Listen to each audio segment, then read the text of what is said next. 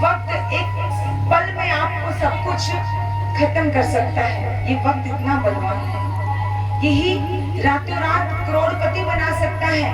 ये वक्त रातों रात करोड़पति भी बना सकता है।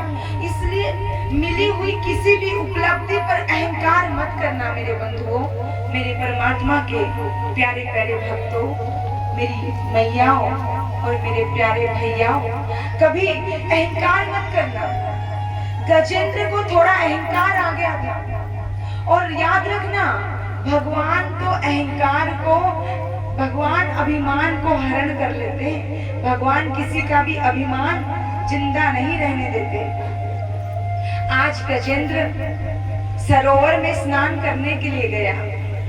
स्नान करता है अपनी हथनियों के साथ, अपने बच्चों के साथ क्रीड़ा कर रहा है। सूंड में पानी भरता है और देकर एक दूसरे के ऊपर मार रहे हैं। लेकिन थोड़ी ही देर बाद उसने महसूस किया कि उसके पैर को किसी ने पकड़ लिया है।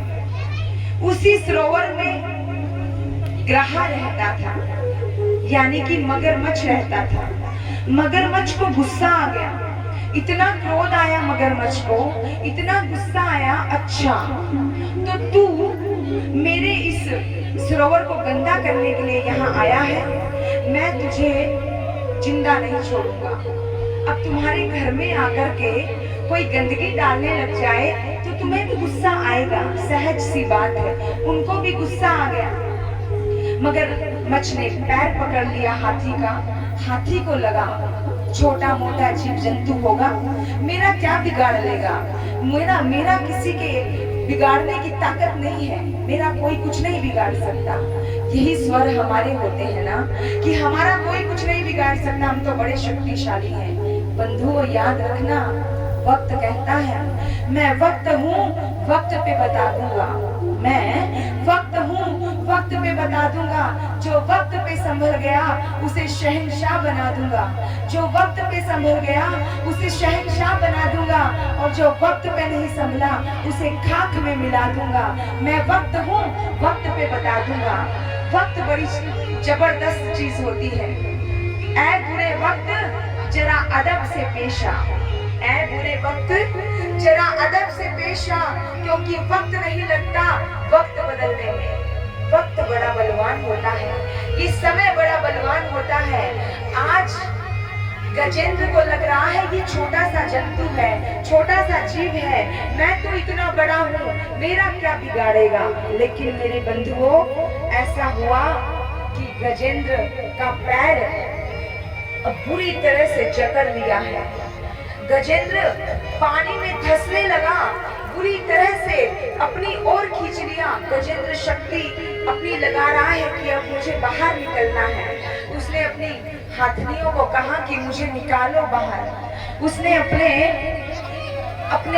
सगे संबंधी जो उनके परिवार के थे उनको कहा, अपने बच्चों को कहा कि मुझे बाहर निकालो। लेकिन किसी ने भी उसको बाहर नहीं निकाला, कोई भी उसे बाहर नहीं निकाल पा रहा था। अब बड़ी हैरानी हो रही है, वो रोने लगता है, बेचैन होने लगता है कि कोई तो मेरी रक्षा करो, कोई तो मुझे जल से बाहर निकालो। अभी तक गजेंद्र को लग रहा था मैं शक्तिशाली हूँ, लेकिन गजेंद्र के पैर से लहू निकलने लगा, ब्लड निकल रहा है, खून की धारा बह उठी। गजेंद्र अपने आप को असहाय कमजोर समझने लगा।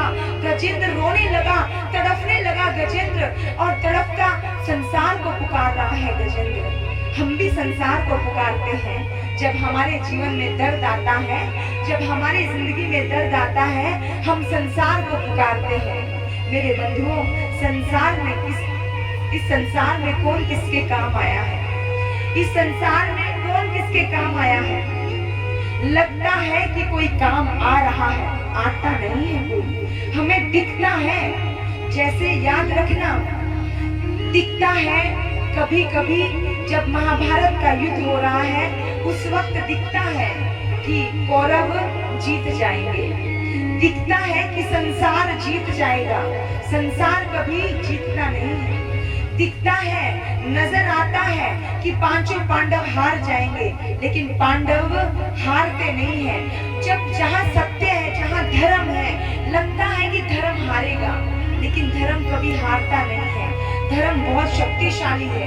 धर्म हमेशा हमारी रक्षा करता है, हमारा कल्याण करता है। सोच सकते हो आप, भगवान श्री कृष्ण एक तरफ है 5 पांडवों के साथ, कहाँ 100 कौरव है।